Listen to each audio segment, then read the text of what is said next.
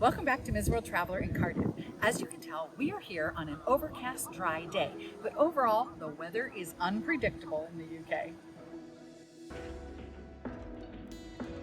Fortunately, the city planners accounted for the less than ideal conditions by constructing 7 Victorian and Edwardian covered pedestrian thoroughfares in the city centre to house local boutiques, restaurants, and cafes, the first of which was erected in 1858. Capped with high, vaulted glass ceilings, the arcades are narrow passageways lined with stores that give the sense of sitting outside to enjoy a cuppa or window shop in comfort.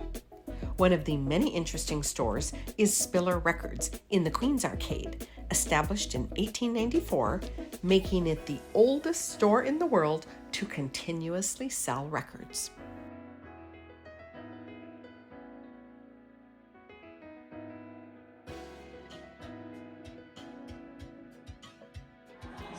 Speaking of old, how about an antique store in an old pumping station? In 1907, the Cardiff sewage pumping station was built as a single story with steel trusses and adorned with a yellow brick facade and red brick details around the window arches and roof ridges. When a new station replaced it in the 1970s, it was adapted for use as a 32,000 square foot antique center.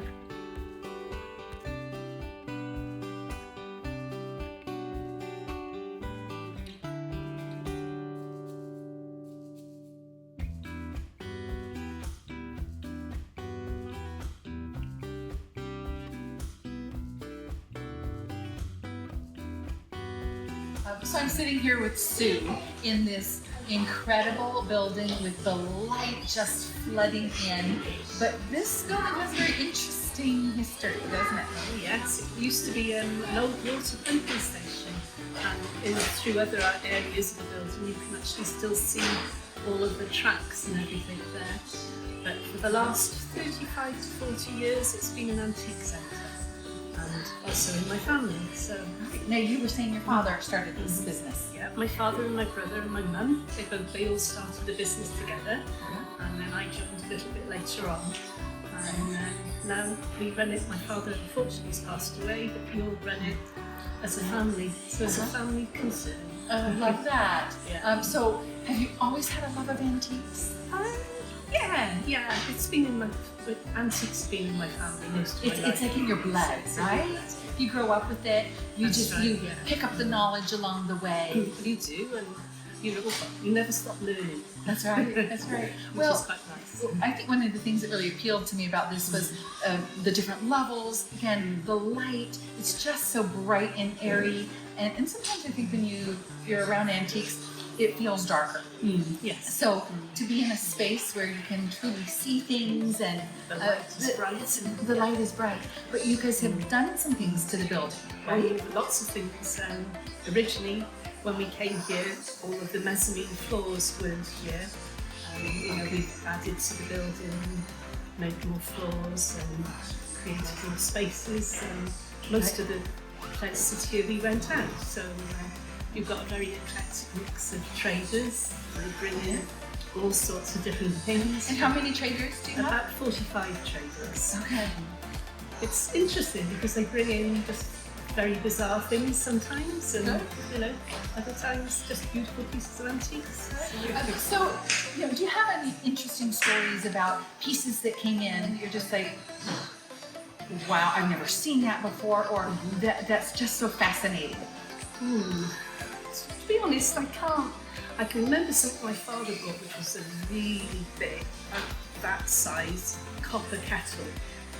So it stood about, it was really large, and that was lovely. Used to hang from one of the shops. Now, what would that have been used for? I think it must have always been used as some sort of a prop. Oh, But okay. how old it was, I really don't know. You're probably not going to be bobbing for apples or stirring the cauldron. It was very, very impressive. But there's so many different pieces of antiques that come through, and from medieval coins and jewellery. Yes. We get sort of retro furniture. it's just such an eclectic mix that it's difficult to sort of, Yeah. pinpoint one thing which you think, wow. Well, one thing I've noticed, America is so much newer than everywhere else, right? Yeah. And so our antiques don't go back as far. So it's just mind-boggling to me when I come in and I see something from the 1600s, or it's just like, how does this happen, right? Yeah. So, what is the oldest piece that you've ever seen? Really difficult to say because the medieval coins are obviously very, very old. You get some beautiful china that comes in, and some of that can be some of the 1800s, and further back. Yeah. So it's every day changes. So what might be old one day, there'll be something older coming in. That's true.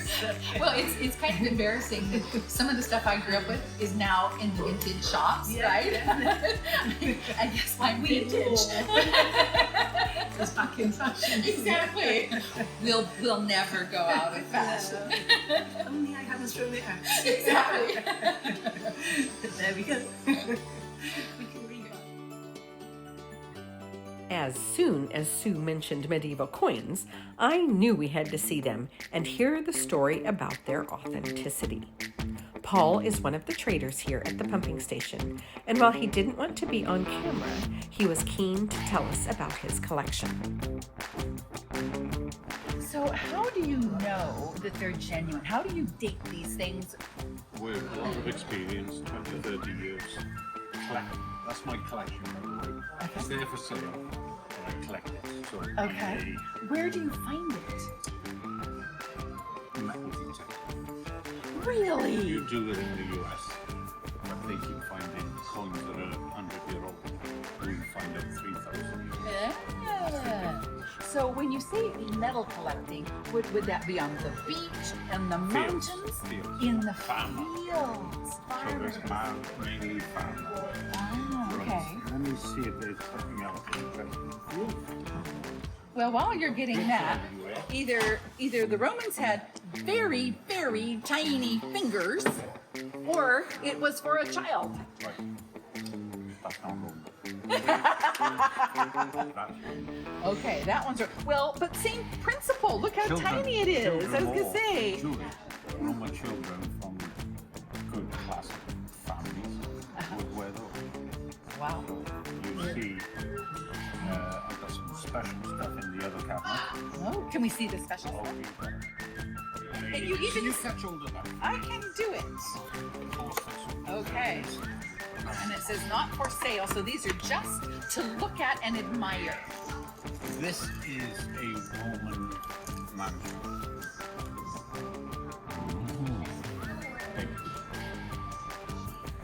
Nicely carved. Metal detecting fine. Roman military. Really? Let me read it myself. Approximately 100 BC. And It's a very the nice stone weight. is a big weight. Yeah. Yeah. The stone is jasper and is featuring a goat and the Capricorn, the star. Second Legion Augusta. Wow. So is there some copper in it? Because it looks like you have a little bronze, some All patina. these things are made of bronze. And this is when they end up with the green in them. The green, right? And that's the bronze. That's been slightly cleaned. Oh, I'm going to So give you that that's back a to good put in it. piece. Put him back in the bag. Okay. So tell me what happens to your amazing collection when you're done. Get sold. En masse, everything all at Let me once? just tell you, when I get too old to do everything, I'll just sell it off. You sell the whole thing. Because there's probably lots of collectors There's that collectors would would love love this. Yeah. And the thing is, it's unusual, and I've got better at this as well. So it's just a little part of my collection. These are just Roman brooches with the pins missing. There's a Viking amulet there, so I just enjoy it. I collect it. I love it. Well, thank you so much for You're more showing than us your welcome. very personal. Yes, but then this is just the tip of the iceberg. Okay. Right, I'll leave you now. If you are besotted with these coins, Wonderful. You will easily be able to baby them home in your carry-on luggage. For me, it seems like I am always becoming enamored with something I can't get home, like these fuchsia throne chairs, which I have the perfect spot for. But at the pumping station, the coins, rings, and other artifacts are just an example of the many small treasures that will fit right in your suitcase. Did you see something new? Did you learn anything you didn't know about Cardiff? I hope that you are inspired to add Wales to your next UK itinerary. I'm Ms. World Traveler Kerry Damiano, reminding you to travel safe, shop smart, dress well, and be grateful for every day.